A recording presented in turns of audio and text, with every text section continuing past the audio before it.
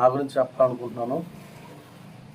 నాకు ఉన్న నాలెడ్జ్ అనేది నేను పంచాలనే అభిప్రాయంతో నేను ఈ వీడియోలు చేయడం స్టార్ట్ చేశాను. ఇందులో మీకు పాయింట్ అనేది డైరెక్ట్గా ఉంటుంది.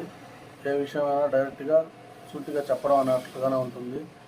కొన్ని విషయాల్లో మాత్రమే అర్థం అవ్వని విషయాలు పర్టికులర్గా మాత్రమే వివరించి చెప్పేదానికి కొన్ని ఉదాహరణలు వాడుతూ ఉంటాను. ఇవన్నీ నేను యోగ వాసిష్టం, మహాభారతం, రామాయణం, ఇంకా కొన్ని గ్రంథాల్లోంచి అన్నీ చదివి విని తెలుసుకొని కొన్ని ప్రవచనాలు చెప్పాలంటే గరికపాటి వారి అన్ని ప్రవచనాలు యూట్యూబ్లో ఉన్నవి. యూట్యూబ్లో ఉన్న ఆయన అఫీషియల్ ఛానల్లోంచి ఉన్న అన్ని వీడియోలు ప్రవచనాలు అన్నీ విని ఒకటికి చాలాసార్లు విని ఒక్కొక్క ప్రవచనాలు నేను దాదాపు 4 ఇయర్స్ నుంచి వింటూ ఉన్నాను. నేను ఆ టైం నుంచి నేను యోగ వాసిష్టం విన్నాను. చెప్పాలంటే చదవలేదు, విన్నాను. దాన్ని వివరంగా చెప్పడం జరిగింది. అవి విన్నాను.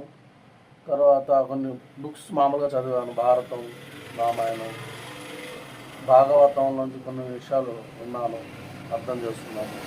ఇవన్నీ చాలా విషయాలను అర్థం చేసుకుని నా సొంతంగా నేను ప్రపంచం ఎలా నడుస్తుందనే విషయం మీద ప్రయోగాలు కొన్ని చేసి అర్థం చేసుకుని నేను ధ్యానంలో కూర్చున్నప్పుడు, నార్మల్గా ఉన్నప్పుడు, నా పని నేను చేసుకుంటున్నప్పుడు కూడా ఆలోచన అనేది అట్లానే ఉంటుందన్నమాట. ఏంటి జీవితం, ఏంటి మనం ఇలా ఉన్నాం ఏంటి, ఇదేనా నిజంగా ఉన్నామా, చనిపోయిన తర్వాత ఏం జరుగుతుంది అన్న విషయాల మీద నేను అంత ఆలోచించి నాకు అర్థమైన విషయాల్ని పెద్ద తత్వవేత్తలు, ప్రవచకర్తలు, శాస్త్రాల్లో ఏం చెప్పున్నారో అవన్నీ తెలుసుకుని దాన్ని సైంటిస్టులు చెప్పిన దానికి అన్వయించి వాళ్ళు చెప్పింది వీళ్ళు చెప్పింది కరెక్ట్గానే ఉందా, లేదా వాళ్ళు తప్పు చెప్పారా, వీళ్ళు ఇంకోలా చెప్తున్నారా అనే విధం మీద నేను నా సొంత ప్రయోగాలను నేను చూసి నిర్ధారణకు వచ్చాను. ఈరోజు ఒక క్లారిటీతో బతుకుతున్నాను. చెప్పాలంటే చాలా ప్రశాంతంగా ఉంది. అప్పటికే చాలా చేసేసాం జీవితంలో. జీవితం మళ్ళీ రాదు.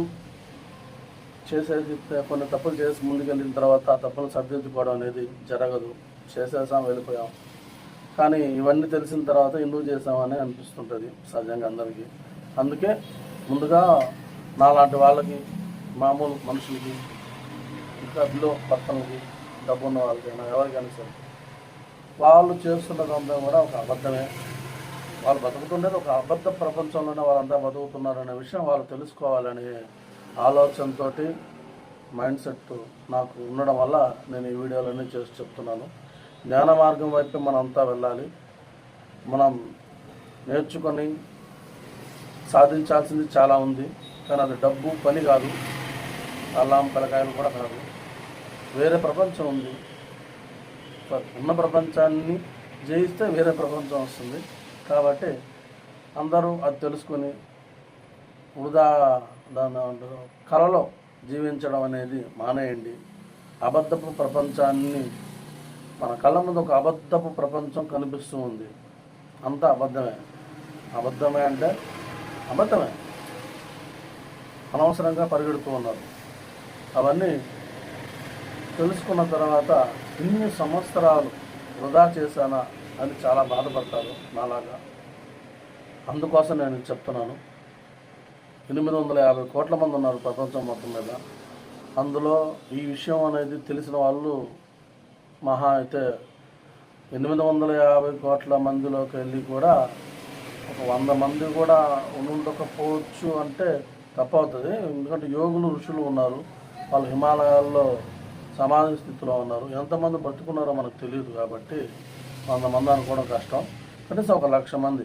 ఎందుకంటే మనం 2,000-5,000 సంవత్సరాల నుంచి కొంతమంది ఋషులు తపస్సులు చేసుకుంటూ సమాధి స్థితిలో పర్వతాల్లో బతికే ఉన్నారు అంటే దాని అర్థం కొన్ని వేల మంది ఉంటారు.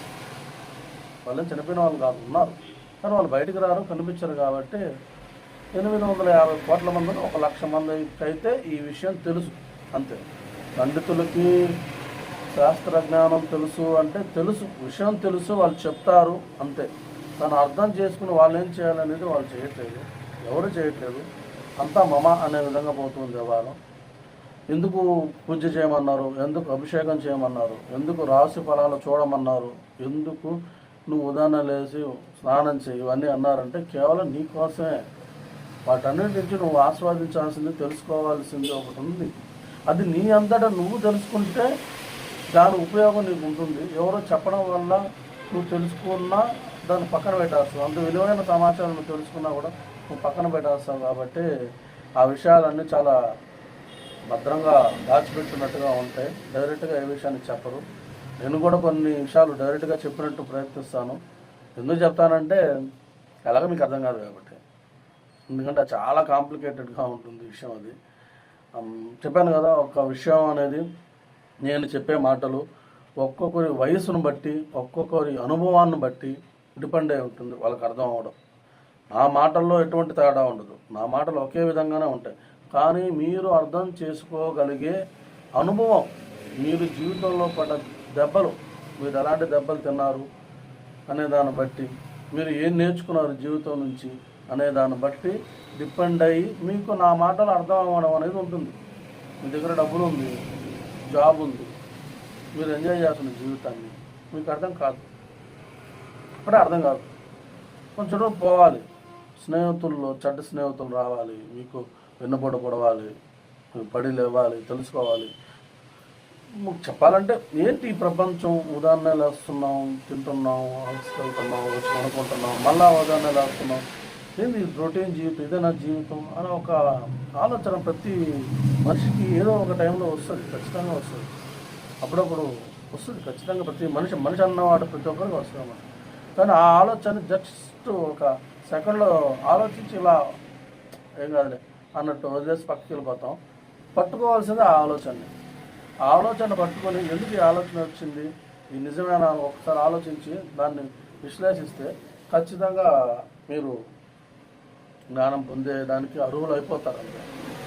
సో అదే విషయం నాకు ముందుగా చెప్తున్నా. నాకు వీడియో రికార్డింగ్ రాదు, కెమెరా ముందు మాట్లాడడం రాదు, నాకు అది అలవాట్లేదు. ఒక మనిషిని నేను ఎంత బాగా ఎక్స్ప్లెయిన్ చేయగలను, కానీ నేను వీడియోల ముందు రికార్డ్ చేసేటట్టు మాట్లాడలేను. మనిషి లేకుండా మాట్లాడడం కొంచెం కష్టంగానే ఉంటుంది. కానీ నేను తెలుసుకున్నది, నాకు కలిగిన జ్ఞానం, నేను తెలుసుకున్న విషయాలు అనేటివి బయట ఎవరు డైరెక్ట్గా చెప్పట్లేదు. అక్కడక్కడ ఒక్కొక్క పాయింట్ అనేది అక్కడక్కడ ఉంటున్నాయి. అవన్నీ కలిపి చెప్పే ప్రయత్నం ఇదంతా కూడా. నాలాంటి వాళ్ళకి ఇది చాలా బాగా ఉపయోగపడుతుంది. నాలాంటి వాళ్ళు కాని వాళ్ళకి జీవితం ఏదో ఆలోచించాలి అనే విధంగా ఉపయోగపడుతుంది అనే ఉద్దేశంతో నా వంతు అనుభవం, జ్ఞానం కలిగిన వాళ్ళు వాళ్ళకు తెలిసిన విషయాన్ని పంచుకోవాలి. నేను పంచుకోవడానికి నా చుట్టూ అయితే ఎవరు లేరు. ఎందుకంటే నా చుట్టూ ఉన్న వాళ్ళకి ఈ విషయంలో ఇంత పాయింట్ కాదు కదా, ఇందులో 1% చెప్పినా వాళ్ళు వేసి వెళ్ళిపోతున్నారు కూడా. నేను 4 సార్లు ట్రై చేసి చూశాను. వాళ్ళకి వీటి మీద ఆసక్తి లేదు. ఎంతసేపు డబ్బులు సంపాదించాలి, ఖర్చు పెట్టాలి, తిరగాలి, లగ్జరీగా బతకాలి, దేన్నో ఎంజాయ్ చేయాలి, దాన్ని అనుభవించాలి అనే ఒక ఇంటెన్షన్తోనే అందరూ ఉన్నారు.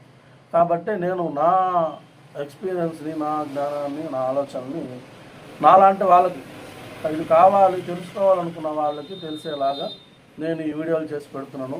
ఇందులో ఎడిటింగ్లు అంత హైలైట్ విఎఫ్ఎక్స్లు డీమ్ డామ్ అలాంటివి ఏమి ఉండవు. ఎందుకంటే నాకు రాదు, నేను చేయను. వీడియో రికార్డ్ చేస్తాను, విషయం అనేది ఒక మెయిన్ పాయింట్ అనిపించిన దాన్ని సబ్జెక్ట్ని రికార్డ్ చేసి నేను అప్లోడ్ చేస్తాను అంతేను.